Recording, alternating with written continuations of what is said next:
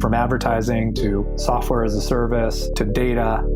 Across all of our programs and clients, we've seen a 55 to 65% open rate. Getting brands authentically integrated into content performs better than TV advertising.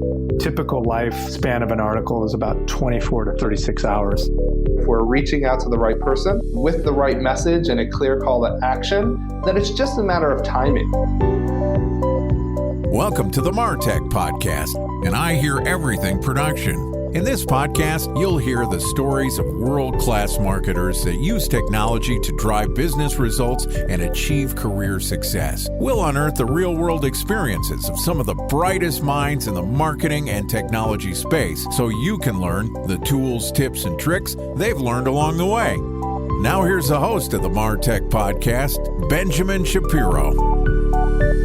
Welcome to the MarTech podcast. I'm your host, Benjamin Shapiro, and today we're going completely off script. Joining me is my head of content production, my chief of staff, the man behind the podcast, Mr. Todd Hines. And today, Todd and I are going to go with no intros.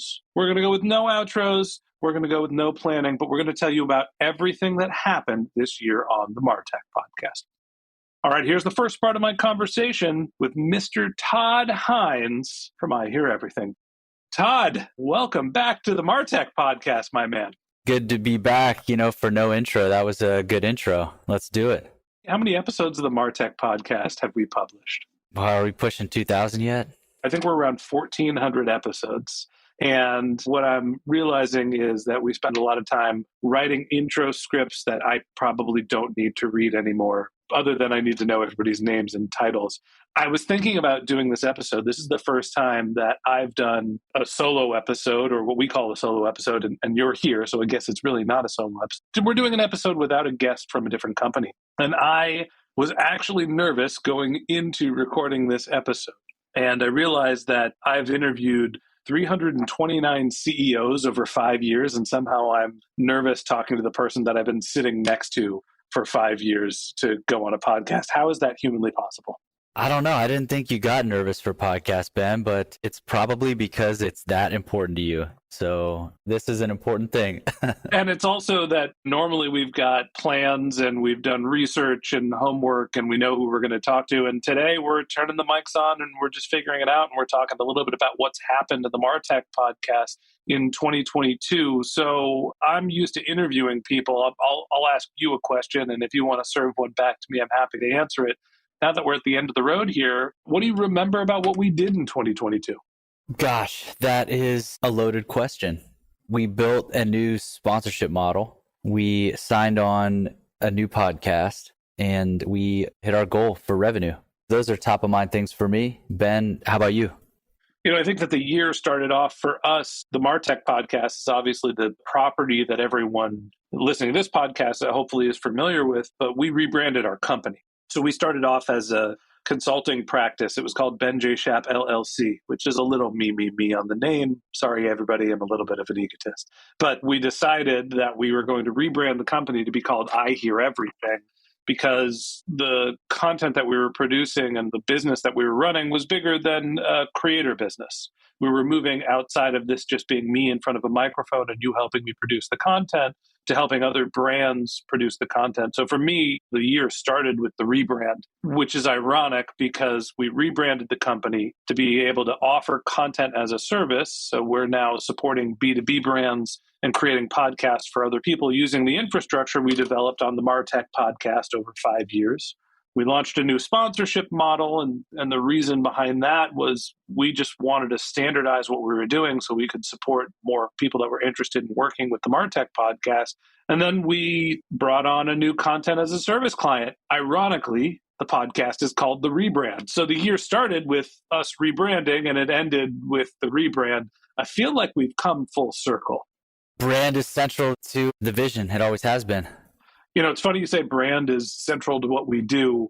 In podcast marketing, I feel like we've always had a point of differentiation that we went beyond the brand building exercises, that our approach to podcasting and podcast advertising was using technology to be able to make great content at scale.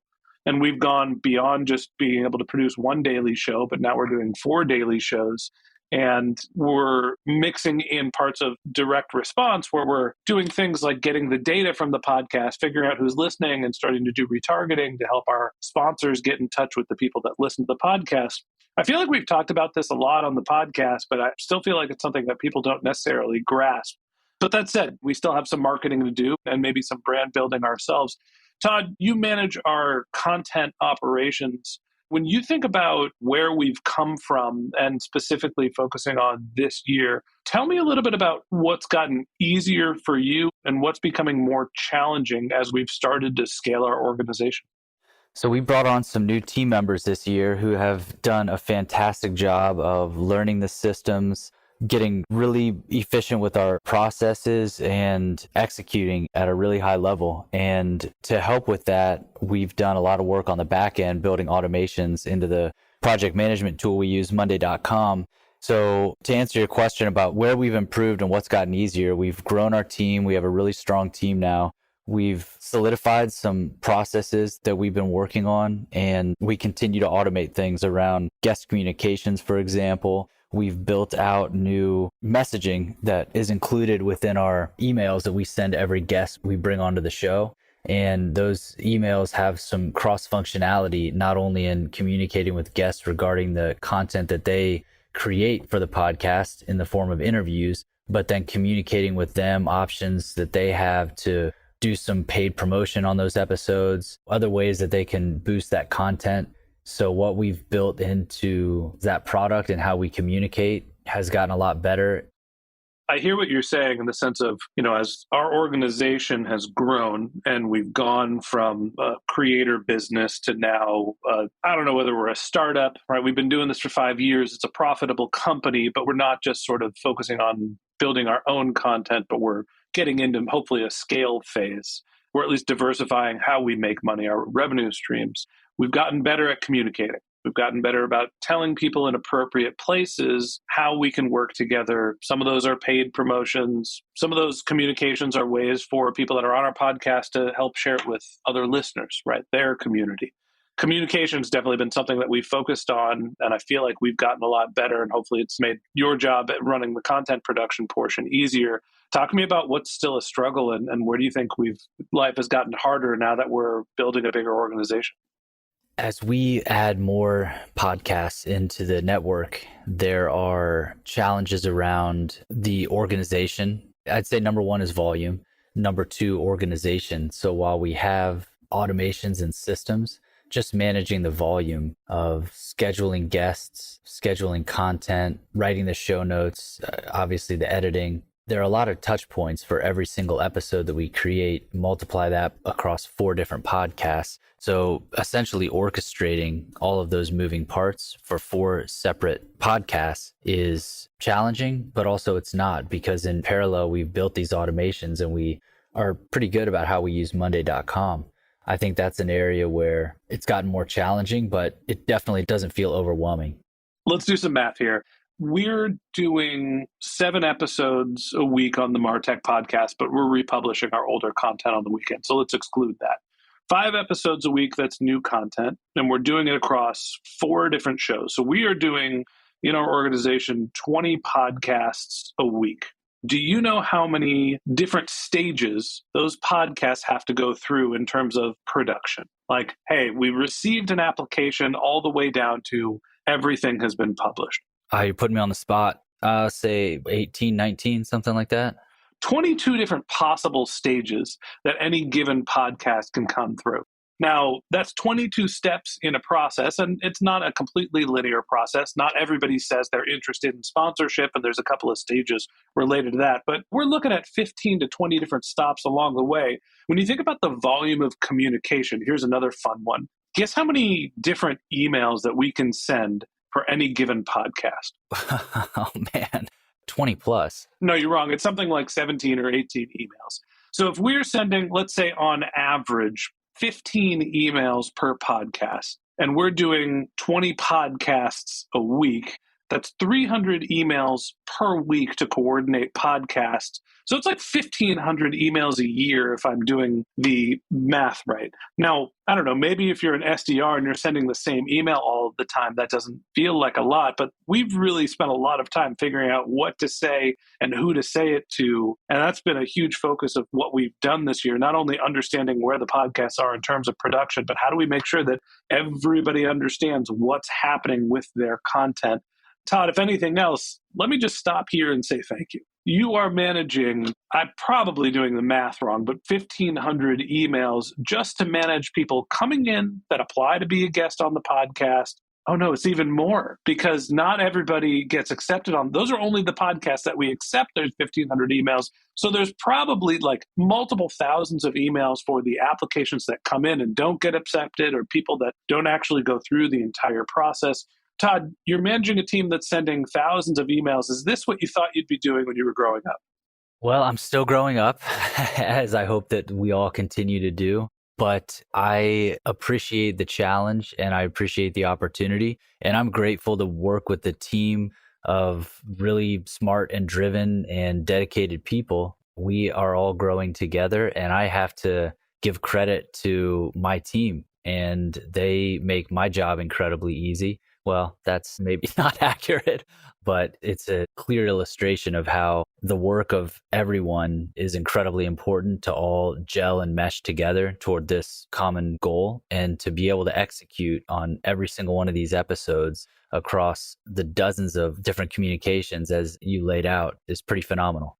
Now, Todd, I said that you were doing 1,500 emails a year, which, seems like a pretty good amount. What if I told you I did the math wrong and it's actually 15,000 emails? Times 10, baby. That's a big deal. So, look, we've come a long way. We started off the MarTech podcast in March of 2018. Me in a room by myself doing the editing. I needed to find an editor. That's how Panos, who's editing this podcast still today, got started. It was an experiment. Now we're running a business that has expanded to be 4 different podcasts. As of today, the MarTech podcast was the number 10 business podcast in the United States. We are supporting other brands with their podcasts. We're starting to help people with podcast growth and monetization services. And we're still running our sponsorship program as well. I guess we officially have moved out of the garage. This is not an experiment anymore. This is actually turning into a business. And at the end of the day, when we think about what has happened in 2022, to me, this was the year where this became a real business. It's where we went from being creators that had lots of content and we were supporting 2 shows to scaling to be able to support other brands and building more sustainable revenue streams, understanding our margins, understanding what our true value is, how we fit into the marketplace. This was the year of the birth of I Hear Everything. And to me, I look at this company as the culmination of all of the work that I've been putting in. Todd, I know that you've been putting in a ton of work. The rest of the team has been putting in an incredible amount of work, helping build these podcasts, the properties, helping us grow our shows. I feel like this year was the end of the road for the consulting business and the creator business we were running. And it's the start of our startup, right? It's the start of the real business that we're going to be running, hopefully for the next few years. And I'm excited that we're at the end of the road here with 2022, and we're going to continue the conversation by talking about some of the other tools that we've built and some of the other things we've done this year in more detail. But Todd, before I make up an outro, let me just say to you personally, specifically, thank you so much for everything that you've done to help get us to this point. It is an honor and a pleasure. And thank you, my brother. All right, that wraps up this episode of the MarTech podcast.